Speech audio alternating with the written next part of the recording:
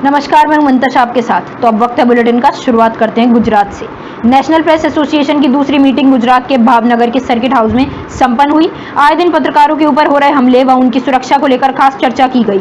आपको बता दें कि संगठन के गुजरात प्रदेश अध्यक्ष हरजी ने कहा कि पत्रकार दिन रात मेहनत करके लोगों की समस्याओं को सरकार तक पहुंचाने का काम करते हैं। ऐसे में आए दिन पत्रकारों के ऊपर अन्याय के खिलाफ आवाज उठाने का काम करेगा ये संगठन। उन्होंने कहा कि यह संगठन पत्रकारों की सुरक्षा के लिए बनाया गया है, जिसमें गुजरात के भावनगर के काफी संख्या में पत्रकार अपनी उपस्थिति दर्ज करेंगे।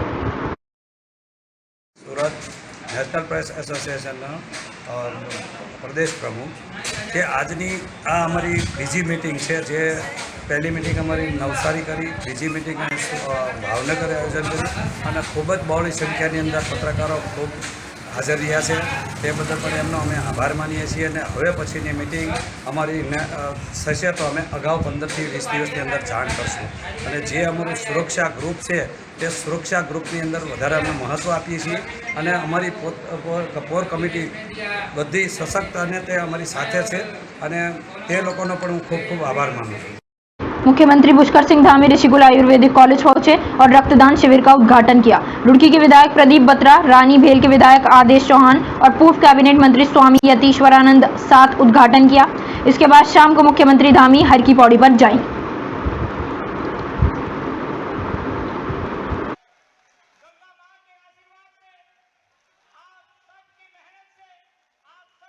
मुख्यमंत्री पुष्कर सिंह धामी ने सिटी स्कैन मशीन का उद्घाटन किया। इस अवसर पर कैबिनेट मंत्री गणेश जोशी भी मौजूद रहे। डीएलएफ फाउंडेशन ने 2 करोड़ रुपए की लागत से अति आधुनिक सिटी स्कैन मशीन उपजिला चिकित्सालय मसूरी को भेंट की। इस अवसर पर मुख्यमंत्री पुष्कर सिंह धामी ने कहा कि मसूरी के साथ ही आसपास के क्षेत्र के लोगों के लिए भी ये बहुत उपयोगी साबित होगी। इसके पश्चात टाउन हॉल में आयोजित कार्यक्रम में कैबिनेट मंत्री गणेश जोशी ने मुख्यमंत्री के समक्ष विभिन्न मांगे रखी, जिस पर मुख्यमंत्री ने शीघ्र कार्रवाई का आश्वासन भी दिया। इस अवसर पर मुख्यमंत्री ने कहा कि चुनाव से पूर्व उन्होंने घोषणा की थी कि उत्तराखंड में यूनिफॉर्म सिविल कोड लागू किया जाएगा, जिसको लेकर सरकार ने शासनादेश जारी कर दिया है। उन्होंने कहा कि उत्तराखंड के लोगों को एक समान नागरिकता कानून लाने के भी ये सरकार प्रतिबंध करेगी। जी, इसमें लाभ ये है कि जो भी हमारे डॉक्टर को सीटी स्कैन में छाती का सीटी स्कैन हो, हेड इंजरी हो, एक्सीडेंटल इंजरीज हैं, उस चीज़ के लिए ये एक बहुत बढ़िया टूल है। और हम लोग डायग्नोसिस बना के, अगर हम लोग से मैनेज नहीं हो रहा है, हेड इंजरी है नहीं हो रहा, तो प्राइमरी ट्रीटमेंट देके डायग्नोसिस बना के हम उसको रेफ़र कर सकते हैं सेफली। यही कहना चाहेंगे कि जिस तरह हमने गवर्नमेंट का इंफ्रास्ट्रक्चर स्ट्रेंथन किया है, यहाँ पे सीटी स्कैन मशीन लगा के, सीआर मशीन डोनेट करके और वेंटिलेटर्स डोनेट करके ज़्यादा से ज़्यादा कॉर्पोरेट्स आएँ और उत्तराखंड में समाज के लिए, उनका हेल्थ इंफ्रास्ट्रक्चर के लिए इम्प्रूवमेंट करें। अगर सारी जगह सारे कॉर्पोरेट्स भी अगर एक डिस्ट्रिक्ट हॉस्पिटल या एक सब डिस्ट्रिक्ट हॉस्पिटल को अडॉप्ट कर लेंगे तो बहुत ही बढ़िया होगा, क्योंकि पूरा public health infrastructure system better हो जाएगा। मैंने मंत्रिमंडल में इसका ड्राफ्ट तैयार कर लिया है और ड्राफ्ट को हमने पहली मंत्रिमंडल की बैठक में उस पर चर्चा हो गई है और सर्वसम्मति से उसको आगे बढ़ा दिया है। जल्दी हम कमेटी के नाम फाइनल करेंगे और कमेटी जल्दी ड्राफ्ट बनाएगी। हमारी कोशिश है जल्दी से जल्दी लागू हो, और हम तो ये भी उत्तराखंड के अंदर इसको लागू करेंगे ही, हम तो देश के अन्य प्रदेशों से भी अपेक्षा करेंगे कि सारे प्रदेश इसको लागू करें। लक्सर सिविल बार के वार्षिक चुनाव में इस बार भी सचिव पद को छोड़कर सभी पदों पर निर्विरोध पदाधिकारी चुन लिए गए हैं। सिविल बार के मुख्य चुनाव आयुक्त एडवोकेट भूप सिंह ने बताया कि अध्यक्ष पद पर आनंद उपाध्याय निर्विरोध चुने गए। इनके अलावा उपाध्यक्ष पद पर श्यामलाल, सह सचिव पद पर अंकित कुमार, कोषाध्यक्ष पद पर नितिन कुमार, पुस्तकालय अध्यक्ष मोहम्मद नासिर और आय व्यय निरीक्षक पद पर देवेंद्र कुमार को चुना गया है। सिविल बार एसोसिएशन लक्सर का चुनाव संपन्न करा जा रहा है, जिसमें केवल सचिव पद पर तो चुनाव होना है जो 11 तारीख को होगा, जिसमें राकेश कुमार वर्मा और राजेश सैनी के भी चुनाव सचिव पद पर 11 अप्रैल को। लेकिन बाकी जितने भी पद हैं उस पर हमने आज निर्विरोध इनको मैं घोषित कर दिया है, क्योंकि नामांकन एक आया है। अध्यक्ष के लिए आनंद उपाध्याय को निर्विरोध घोषित किया गया। मैं सबसे पहले अपने साथियों को दिल से धन्यवाद देना चाहता हूं। उसके बाद मैं अभी जैसे ही शपथ ग्रहण समारोह होगा, उसके बाद से अपने साथियों के लिए तन मन धन से हर तरीके से उनके साथ कार्य करूंगा और उनके हित के लिए जो भी लड़ाई हो। अल्मोड़ा में ताम्र हस्तशिल्प प्रदर्शनी का शुभारंभ हो गया है। हस्तशिल्प प्रदर्शनी का 1 सप्ताह तक चलेगा, जिसमें ताम्र उद्योग को बढ़ावा देने के लिए प्रदर्शनी लगाई गई है। मुख्य विकास अधिकारी ने कहा कि अल्मोड़ा का ताम्र उद्योग प्रसिद्ध है और ऐसी प्रदर्शनियों से उद्यमियों को बहुत लाभ मिलता है। ये मिनिस्ट्री ऑफ टेक्सटाइल्स भारत सरकार की ओर से प्रायोजित प्रदर्शनी है। यहीं के स्थानीय जो हमारे काश्तकार हैं जो ताम्र इसमें विद्या में काम करते हैं, बहुत सराहनीय प्रयास है। अल्मोड़ा की जो है एक पारंपरिक पहचान जो है वो हमारे यहाँ से इस विद्या से रही है और मुझे बहुत अत्यंत खुशी की बात है कि भारत सरकार की इस पहल से जो आज इस प्रदर्शनी को आयोजित किया गया है, मुझे उम्मीद है कि जो हमारे काश्तकार हैं उनको अपने इनके जो मेहनत का उचित मूल्य भी मिलेगा और साथ ही जो है लोगों में एक जागरूकता भी जाएगी। तो निसंदेह ही ये अल्मोड़ा के लिए बहुत ही अच्छा एक डोईवाला के हिमालयन चौक पर 2 दिन पहले हुई मारपीट का एक वीडियो सोशल मीडिया पर वायरल हो रहा था। वायरल वीडियो जॉली ग्रांट के हिमालयन चौक के पास का है। वीडियो में सफेद कलर की स्कॉर्पियन पे 4 लड़के धारदार हथियारों से चौक के पास खड़े लड़कों पर हमला करते हुए मारपीट करते हुए नजर आ रहे हैं। वीडियो में स्थानीय लड़कों पर गंभीर हमला होने से क्षेत्र में काफी रोष है। हालांकि मारपीट के मामले में डोईवाला पुलिस ने कड़ी कार्रवाई करते हुए आरोपियों पर गंभीर धाराओं के तहत मुकदमा भी दर्ज किया है। पुलिस की टीम आरोपियों की धरपकड़ में जुटी हुई है और घटना के मुख्य आरोपी को पुलिस ने गिरफ्तार भी कर लिया है। ये क्राइम क्या है उनको नहीं छोड़ा जाएगा। अभी एसओ ने मुझे जानकारी दी है, कल भी मेरी बात हुई थी। जैसे मेरे को जानकारी में आई है कि ऐसी घटना हो गई है तो मुझे एसओ साहब ने मुझे सारी जानकारी दी थी कोतवाल ने कि अपराधियों को पकड़ने के लिए लगातार पुलिस कर रही है और अभी जानकारी मिली कि एक तो पकड़ा गया है और जो 2 अन्य हैं उनको भी जल्दी बहुत पकड़ने के लिए पुलिस लगी हुई है और हमारे क्षेत्र में कोई भी क्राइम बर्दाश्त नहीं किया जाएगा। पुलिस को कह दिया है कि सारी जगह सचेत रहें, सब जगह देखें, किसी भी प्रकार की कोई घटना घटती है तो उनके खिलाफ जैसे अपराधियों के खिलाफ कड़ी से कड़ी। गदरपुर के सामुदायिक स्वास्थ्य केंद्र में संत निरंकारी मिशन द्वारा एक विशेष सफाई अभियान चलाया गया। सेवादार किशन नारंग ने बताया कि गदरपुर सामुदायिक स्वास्थ्य केंद्र में आज संत निरंकारी मिशन गदरपुर शाखा द्वारा एक सफाई अभियान चलाया गया, जिसमें शौचालय से लेकर हर तरह की साफ सफाई की बात की गई। पूरे परिसर को साफ करने के साथ ही वृक्षारोपण भी किया गया है।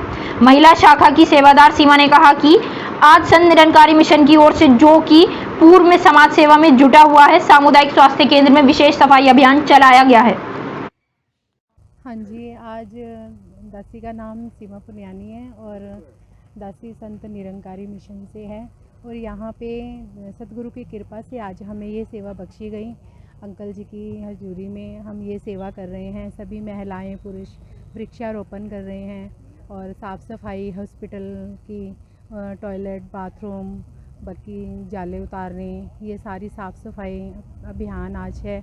तो हमें ये सेवा बख्शी गई और हम सब यही सेवा कर रहे हैं। सतगुरु हल्द्वानी में रेलवे अपनी जमीन पर हुए अतिक्रमण को लेकर कार्रवाई करने की तैयारी कर रहा है, जिसको लेकर रेलवे विभाग ने नैनीताल जिला प्रशासन के साथ बीते दिनों पहले एक बैठक भी की थी।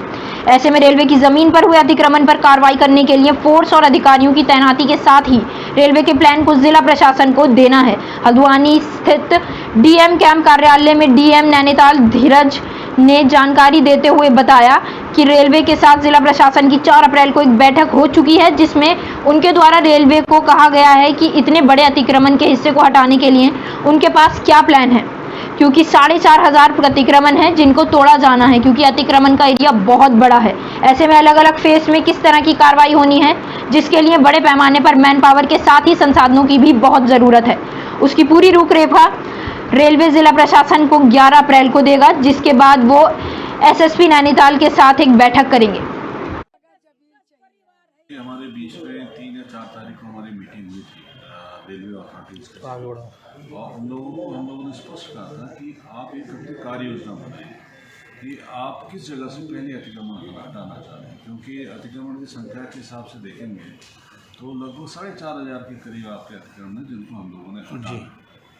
तो वो एरिया स्पेसिफिक बताएंगे, फर्स्ट फेज में क्या हटाना, सेकंड में क्या, थर्ड में क्या, तो और मैन पावर अपना कितना वो डिप्लॉय करेंगे और साथ ही साथ जो रिसोर्सेज उनको चाहिए, जैसे भी मशीनें चाहिए या फिर उसको एक बार अतिक्रमण तोड़ने के बाद उसका डिस्पोजल कहाँ होगा उसका। आज पूरे देश सहित हरिद्वार में भी विश्व स्वास्थ्य दिवस मनाया जा रहा है। हरिद्वार बादराबाद स्थित स्वास्थ्य केंद्र में विश्व स्वास्थ्य दिवस बड़े उत्साह के साथ मनाया गया। इसकी शुरुआत रानीपुर विधायक आदेश चौहान ने दीप प्रज्वलित करके दी। नगर स्वास्थ्य अधिकारी डॉक्टर हेमंत आर्य ने बताया कि विश्व स्वास्थ्य दिवस को अवर प्लैनेट अवर हेल्थ थीम के रूप में मनाया जाएगा। इस अवसर पर जलवायु परिवर्तन, पर्यावरण मुद्दों, महामारी प्रबंधन व जनमानस के स्वास्थ्य पर उनके प्रभाव के संबंध में जागरूकता अभियान चलाया जा रहा है। उन्होंने कहा कि पर्यावरण में बहुत ही इस तरह की चीजें बढ़ती जा रही हैं जो हमारे स्वास्थ्य के लिए बहुत खतरनाक हैं। WHO के द्वारा बताया गया है कि करीब 13 मिलियन मौत प्रतिवर्ष पूरे वर्ष में ऐसी होती हैं जिनको रोका जा सकता है। डॉक्टर हेमंत आर्य ने कहा कि अपने आसपास के क्षेत्रों में ज्यादा से ज्यादा संख्या में प्लांटेशन करें और साफ सफाई का ध्यान रखें।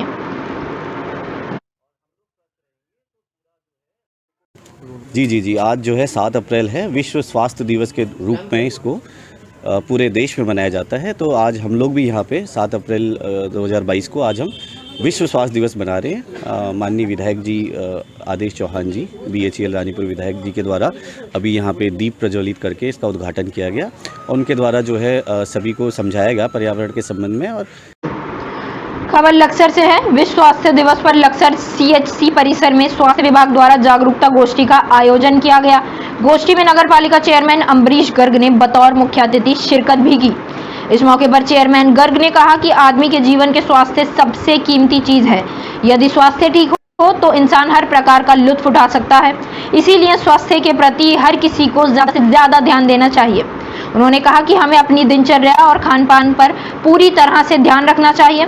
कार्यक्रम आयोजक लक्सर CHC प्रभारी डॉक्टर अनिल वर्मा ने कहा कि health is wealth, wealth is world. स्वास्थ्य है तो दुनिया है, वरना कुछ नहीं।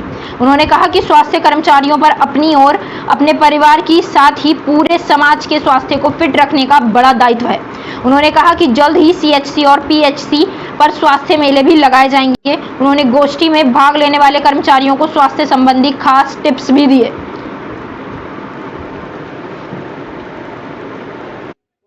एक्चुअली हमारे CMO सर और DM सर, DGP, हमारे DG हेल्थ के निर्देशानुसार पूरे उत्तराखंड के अंदर 19 तारीख को हमारा ये वर्ल्ड हेल्थ डे मेला मनाया जाएगा, जो पूरे हमारे CHC पे स्टॉल लगेंगे। जो भी हम सुविधाएं देते हैं, चाहे हमारा हेल्थ का प्रोग्राम हो, चाहे हमारे उनको आयुष्मान कार्ड बनाने हो या उनका कुछ भी कार्य होगा, पोर्टल पे वहीं का वहीं हाथ के हाथ बनाया जाएगा।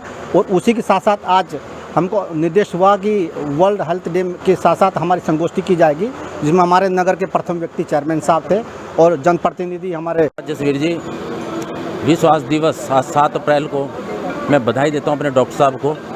आप इन्होंने ये जन जागरण जन अभियान चलाया और ये स्वास्थ्य वो चीज़ है कि ये शायद कोई खरीद नहीं सकता। इसको हर आदमी अपने स्वास्थ्य को रखने के लिए अपनी एक जिम्मेदारी निभाए। मैं कहूँ तो अगर आपका स्वास्थ्य ठीक है तो दुनिया की सारी चीज़ों का ही आनंद ले सकता है, वरना स्वास्थ्य के बगैर कुछ नहीं है। इसलिए हमें स्वच्छ रहना है तो स्वस्थ रहना है, अपने बच्चों को स्वच्छ रखना है और बच्चों को भी स्वस्थ रखना है। हम स्वस्थ रहेंगे, हम स्वच्छ रहेंगे, हम स्वस्थ रहेंगे, हमारा देश स्वच्छ रहेगा, ये भारत देश स्वस्थ रहेगा। सुल्तानपुर पट्टी के मोहल्ला टांडा बाजरा में एक व्यक्ति की संदिग्ध परिस्थिति में मौत हो गई। घटना की सूचना मिलते ही पुलिस मौके पर पहुंच गई। पुलिस ने शव को कब्जे में लेकर पोस्टमार्टम के लिए भेज दिया। वहीं पुलिस मामले की जांच कर रही है। बता दें कि सुल्तानपुर पट्टी में उस वक्त हड़कंप मच गया जब मोहल्ला टांडा बाजरा में सड़क किनारे एक व्यक्ति का शव लोगों को दिखाई दिया।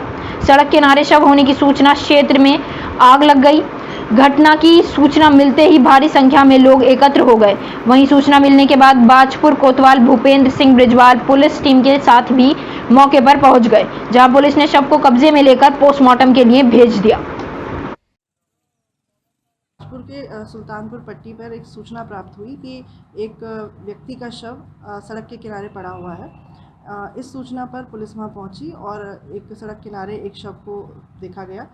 प्रथम दृष्टया ऐसा लगता है कि सड़क के किनारे गिरने से व्यक्ति की मौत हुई है। लगभग 60-65 साल उसकी उम्र प्रतीत होती है।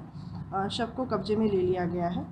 लोगों के द्वारा बताया गया है कि क्षेत्र में इस व्यक्ति को पहले भी देखा गया है और ये भीख वगैरह मांगता है, परंतु अभी तक शव की वास्तविक शिनाख्त नहीं हो पाई है और अभी फ़िलहाल वर्तमान में पंचायतनामा भर के पोस्टमार्टम के लिए भेजा गया है और उसे इसकी जानकारी की जा रही है।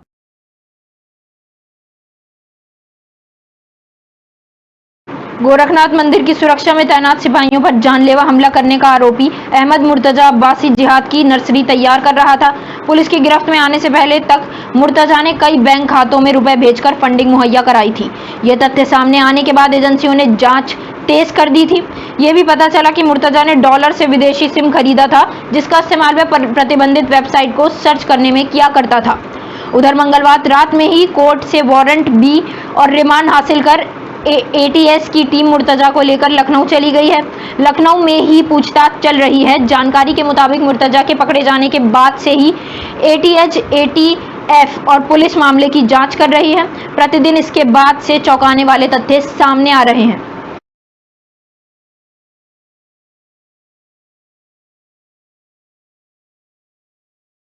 फिलहाल इस बुलेटिन में मेरे साथ इतना ही। नमस्कार।